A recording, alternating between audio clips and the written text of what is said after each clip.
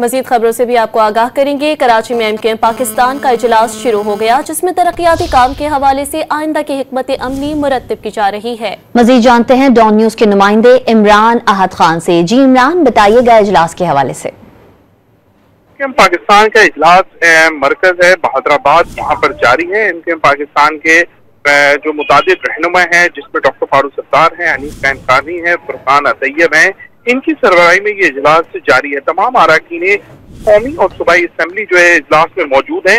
इजलास में अरकान असम्बली जो है तरक्याती कामों के हवाले से जो है वो रहनुमाओं को आगाह कर रहे हैं कि ये तरक्याती काम जो है वो कहाँ कहाँ जरूरी है उनके हल्के में। जबकि उनका ये कहना है कि अरकान असम्बली जो है उनका ये भी है कि पार्टी पॉलिसी के मुताबिक सिंध असम्बली के जो इशूज हैं उसको भी सामने रखा जाए, क्योंकि सिंध असम्बली की अगर अरकान की बात करें तो कराची के हवाले से वो इशूज वो असम्बली में नजर नहीं आते हैं जो कराची के इशूज होते हैं। इस हवाले से भी बातचीत हुई है कि सिंध असम्बली में जो पाकिस्तान पीपल्स पार्टी है, जो हुकूमत है, उनके सामने मजबूत मौक़िफ़ रखा जाए, जो इशूज हैं उनको सामने रखा जाए। इसके हवाले से अरकान असम्बली ने कराची हैदराबाद के जो मसाइल हैं वो भी रहनुमाओं के सामने रखें, जबकि इजलास में अरकान असम्बली ने अवामी मसाइल हल करने के लिए बिला तफरीक जो है वो काम करने पे जो है रहनुमाओं ने जोर दिया। इजलास अब तक जारी है, तमाम अरकान असम्बली जो है वो यहाँ पर मौजूद हैं, जबकि सरबराही में डॉक्टर फारूक सत्तार, अनीस कानी और फुरकान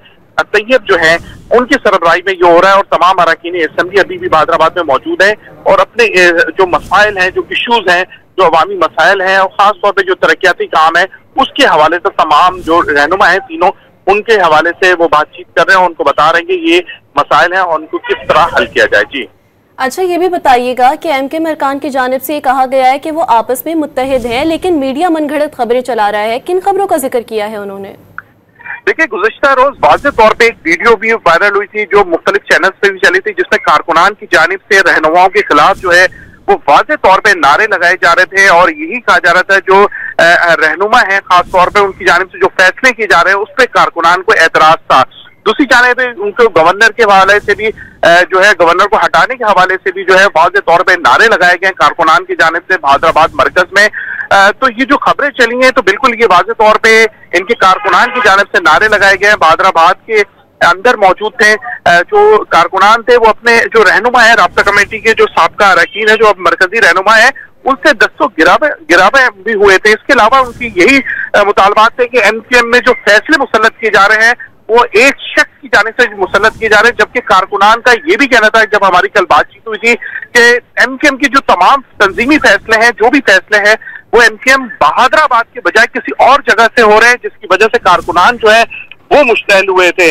तो इसमें तो वाज़ेह तौर पे एक बात है, वाज़ेह तौर पे इसमें वीडियो में नारे भी हम सुन सकते हैं और कारकुनान के जो मुतालबात हैं वो भी जो है वहां पर मौजूद थे कि फौरी तौर पे जो फैसले हैं वो मरकजी कैबिनेट करे, ना कि बहादुराबाद के बजाय ये फैसले एमकेएम के तंजीमी फैसले कहीं और से हों।